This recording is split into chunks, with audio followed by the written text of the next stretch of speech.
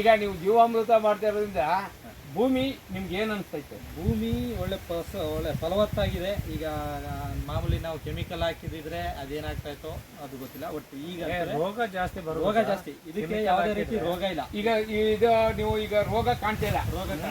ಈಗ ನೀವು ಇದು ಕೆಮಿಕಲ್ ಹಾಕಿ ಮಾಡೋರಲ್ಲ, ಅವರಲ್ಲಿ ನಮ್ಮ ಸ್ನೇಹಿತರೆ ನನ್ನ ಜೊತೆ ಬಾಳೆ ನೆಟ್ಟಿರೋರು ಇದಾರೆ. ಹೆಚ್ಚು ಕಮ್ಮಿ ಒಂದು ಬುಡಕ್ಕೆ 150ರಿಂದ 180 ರೂಪಾಯಿ ಖರ್ಚು ಮಾಡೋರು. ಅವ್ರದ್ದು ಸರಾಸರಿ 10ರಿಂದ 12 kg, 12ರಿಂದ 13 ಚಿಪ್ ಮೇಲೆ ಬಂದೇ ಇಲ್ಲ. ಅವರು ರೋಗ ಅಷ್ಟೇ ರೋಗ ಇದೆ. ಅವ್ರು ಮಾಡಿರುವಂತ ಕೆಮಿಕಲ್, ಅವ್ರು ಹಾಕಿರುವಂತ ಗೊಬ್ಬರ ನಾನು ಇದುವರೆಗೂ ಒಂದು ಕೆಮಿಕಲ್ ಬಳಸಿಲ್ಲ. ಇದಕ್ಕೆ ಅವ್ರದ್ದು ಯಥೇಚ್ಛ ಖರ್ಚಾಗಿದೆ. ಕೆಮಿಕಲ್ ಒಂದು ಬುಡಕ್ಕೆ 150 ರೂಪಾಯಿ ಸರಾಸರಿ ಖರ್ಚಾಗಿದೆ. ನಂದು ಕಡಿಮೆ ಅಂದ್ರೆ ಹೆಚ್ಚು ಅಂದ್ರೆ 30 ರೂಪಾಯಿ ಒಳಗೆ ಹೊರತು ಅದ್ರ ಮೇಲೆ ನಾನು ಖರ್ಚು ಮಾಡಿಲ್ಲ. ಒಂದು ಬುಡಕ್ಕೆ ನೀವು ಸಾವಯವದಲ್ಲಿ ಖರ್ಚು ಮಾಡಿದಾಗ 30 ರೂಪಾಯಿ ಆಯ್ತು, ಅವರು ಕೆಮಿಕಲ್ ಹಾಕಿ 150 ರೂಪಾಯಿ ಆಯ್ತು ಒಂದು ಬುಡಕ್ಕೆ. ಇವತ್ತಿಗೂ ಖರ್ಚು ಜಾಸ್ತಿ, ಇಳುವರಿ ಚೆನ್ನಾಗಿ ಬರ್ತದೆ. ಇವತ್ತಿಗೂ ಇದನ್ನು ಅದನ್ನು ಟ್ಯಾಲಿ ಮಾಡಿದ್ರೆ ಇದು ಒಂದು 3 kg ಜಾಸ್ತಿನೇ ಬರುತ್ತೆ ಹೊರತು 6ಕ್ಕಿಂತ ಕಮ್ಮಿ ಬರುತ್ತೆ. ಈ ಸಾವಯವದ ಯಾರ ನೋಡಿ ನೀವು ಕಲ್ತಂದ್ರೆ? ನಮಗೆ ಮೊದಲೇ ಆಸಕ್ತಿ ಇತ್ತು, ನಮ್ಮ ದನಗಳಿದೆ, ಹಂಗಾಗಿ ಸಾವಯವ ಮಾಡ್ಬೇಕು ಅಂದು. ಜೊತೆಗೆ ನಿಮ್ಮನ್ನು ನಾವು ಭೇಟಿಯಾದಾಗ ನೀವು ಸಾವಯವದಲ್ಲಿ ಮಾಡ್ತಾ ಇದ್ರಿ. ಹಂಗಾಗಿ ನಮ್ಗೆ ಏನಂದ್ರೆ ಇವತ್ತು ಆರೋಗ್ಯಗಳೆಲ್ಲ ಗೊತ್ತಿದೆ. ಇವತ್ತೆಲ್ಲ ಕೆಮಿಕಲ್ ಬಳಸಿ ಹೋಗ್ತಾರೆ. ಸಾವಯವ ಮಾಡಬೇಕು ಅತಿ ಹೆಚ್ಚು. ಆಮೇಲೆ ಖರ್ಚು ಮಾಡ್ತೀವಿ. ಇವತ್ತು ಗ್ಯಾರಂಟಿ ಬರ್ತದೆ ದುಡ್ಡು ಅನ್ನೋದು ಏನ್ ಗ್ಯಾರಂಟಿ? ಲಕ್ಷಾಂತರ ರೂಪಾಯಿ ಖರ್ಚು ಮಾಡ್ಬಿಟ್ಟು ನಾಳೆ ಬರೋದಾದ್ರೆ ಲಾಸ್ ಆಗ್ತೀವಿ. ನಾವು ಸಾವಯವದಲ್ಲೇ ಮಾಡೋಣ, ಸ್ವಲ್ಪ ಲೇಟ್ ಆದ್ರೂ ಚೆನ್ನಾಗಿರ್ಲಿ ಅನ್ನೋ ಉದ್ದೇಶಕ್ಕೆ ಸಾವಯವ ಬಳಸ್ತೀವಿ. ಈಗ ನಿಮ್ ತೋಟನ ಬೇರೆಯವ್ರು ಯಾರು ಬಂದು ನೋಡ್ತಿದಾರ?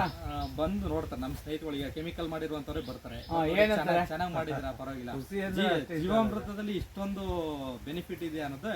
ಈಗ ಅವ್ರು ಏನಂತಾರೆ? ಈಗ ನೆಕ್ಸ್ಟ್ ಈಗ ಆಲ್ರೆಡಿ ಶುರು ಮಾಡಿದಾರೆ. ಒಬ್ರು ನಮ್ಮ ಜೀವಾಮೃತನ ಈಗ ಆಲ್ರೆಡಿ ಹಾಕಕ್ ಶುರು ಮಾಡಿದ್ದಾರೆ. ಹೊಸಳ್ಳಿನಲ್ಲಿ ತೋಟ ಮಾಡಿದ್ದಾರೆ. ಅವರು ಕೆಮಿಕಲ್ ಹಾಕ್ತಿದ್ರು. ಈಗ ನಾ ಜೀವಾಮೃತದಲ್ಲಿ ಬಂದು ಗಿಡನೆಲ್ಲ ನೋಡಿ ಇಷ್ಟು ಫೈನ್ ಆಗಿದೆ, ಇಷ್ಟು ಚೆನ್ನಾಗಿ ಬಂದಿದೆ ಅಂತೇಳಿ ಈಗ ಅವರು ಜೀವಾಮೃತ ಶುರು ಮಾಡಿದ್ದಾರೆ. ಜೀವಾಮೃತ ನಿಜವಾಗ್ಲೂ ಒಳ್ಳೆ ರಿಸಲ್ಟ್ ಇದೆ. ಜೀವಾಮೃತದ ಮುಂದೆ ಬೇರೆ ಯಾವ ಕೆಮಿಕಲ್ ಗೊಬ್ಬರ ನಾನು ಒಂದು 5 ವರ್ಷ ಚೆನ್ನಾಗಿ ಬರುತ್ತೆ ರಿಸಲ್ಟ್. ಜೀವಾಮೃತ ಮಾಡಿಕರಿಗೆ ತೆಂಗಿನ ಸಸಿ ನೆಟ್ಟಾಗಿಂದ ಜೀವಾಮೃತ ಯಾವಾಗಲೂ ಇಲ್ಲ ಅನ್ನೋಂಗಿಲ್ಲ. 5 ವರ್ಷಕ್ಕೆ ಬಿಡುವಂತದ್ದು ನಮ್ದು 4 ವರ್ಷಕ್ಕೆ ಇಳುವರಿ ಶುರುವಾಗಿದೆ. ತೆಂಗಿನ ಸಸಿನೂ ಅಷ್ಟೇ ಅದ್ಭುತವಾಗಿ ಬಂದಿದೆ, ಇಳುವರಿನೂ ಅಷ್ಟೇ ಚೆನ್ನಾಗಿ ಬರುತ್ತೆ.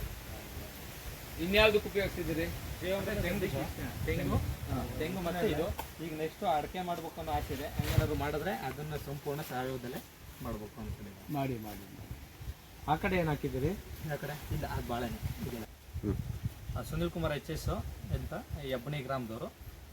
ನಾವು ಸಾವಯವ ಕೃಷಿಯನ್ನ ಅವಲಂಬಿಸಿದ್ದೀವಿ. ಸಾವಯವ ಕೃಷಿನಲ್ಲಿ ತುಂಬಾ ಅದ್ಭುತ ಇದೆ, ಜೊತೆಗೆ ಪರಿಣಾಮನೂ ಹಾಗೇ ಇದೆ. ಕೆಮಿಕಲ್ಗಿಂತ ಸಾವಯವ ನನ್ನ ಪ್ರಕಾರ ಉತ್ತಮ, ಆರೋಗ್ಯಕ್ಕೆ ಉತ್ತಮ, ಭೂಮಿಗೂ ಉತ್ತಮ.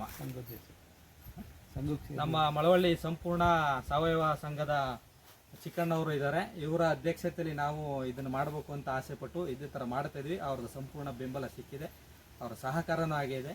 ಹಾಗಾಗಿ ಮಳವಳ್ಳಿ ಸಂಪೂರ್ಣ ಸಹಾಯಕ ಸಾವಯವ ಸಂಘ ತುಂಬಾ ಅದ್ಭುತವಾಗಿದೆ, ಚೆನ್ನಾಗಿ ನಡೀತಾ ಇದೆ.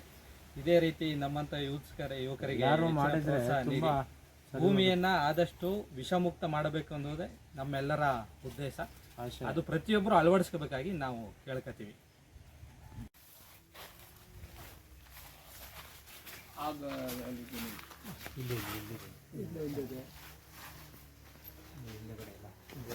ನೋಡ್ಬೇಕು, ಅಲ್ಲಿ ಇನ್ನೂ ಬಂದಿಲ್ಲ ಅಲ್ಲ ಸರಿಯಾಗಿ? ಯಾವುದು ಬಂದಿದೆ ಅಂದ್ರೆ ಇನ್ನೂ ಒಂದು 100 ಗೊನೆ ಕಡಿಬೇಕಲ್ಲ. ಎಲ್ಲಿದು ಬೀಜ ಇದೆ? ಸೊಸೆಯಲ್ಲಿ ತಂದಿದ್ದು ನೀನು? ಇಲ್ಲ, ಗೆಡ್ಡೆ ತಂದಿದ್ದು. ಎಲ್ಲಿಂದ? ಕೋನುಕೊಪ್ಪಲಿಂದ. ಕೋನುಕೊಪ್ಪಲಿಂದ ತಂದು ಎಷ್ಟಡಿ ಅಂತ ನೆಟ್ಟಿದ್ದೀರಿ? ನಾವು ಹಿಂಗೆ 6 ಅಡಿ ಇದೆ, ಹಿಂಗೆ 5 ಅಡಿ ಇದೆ. 5, 6.5. 5, 6.5 ಎಷ್ಟು ಸೊಸೆ ನೆಟ್ಟಿದ್ದೀರಿ? ಇದು 450 ಗೆಡ್ಡೆ ಹಿಡಿದಿದೆ. 450. ಎಷ್ಟು ಎಕರೆಯಲ್ಲಿ? ಇದು 25 ಕುಂಟೆ, 25 ಕುಂಟೆಗೆ 450 ಸೊಪ್ಪುಗಳು ನೆಟ್ಟಿದ್ದೀರಿ.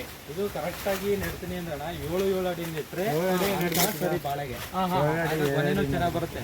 ಈಗ ಇದೇನ್ ಮಾಡಿದ್ರಿ, ಕಡಿಮೆ ಅಂತ ನೆಟ್ಟಿರೋದ್ರಿಂದ ಇಳುವರಿ ಕಮ್ಮಿ ಇದೆ. ಇದು ಕರೆಕ್ಟ್ ಆಗಿ 7 ಅಡಿ ನೆಟ್ಟಿದ್ರೆ ಇದು ಸರಾಸರಿ 20 kg ಗೊನೆ ಬರ್ಬೇಕು. ಈಗ ಎಷ್ಟು kg ಬರ್ತದೆ? ಈಗ ಅಮ್ಮ ಬಂದ್ರೆ ಒಂದು 10ರಿಂದ 15 kg ಬರುತ್ತೆ.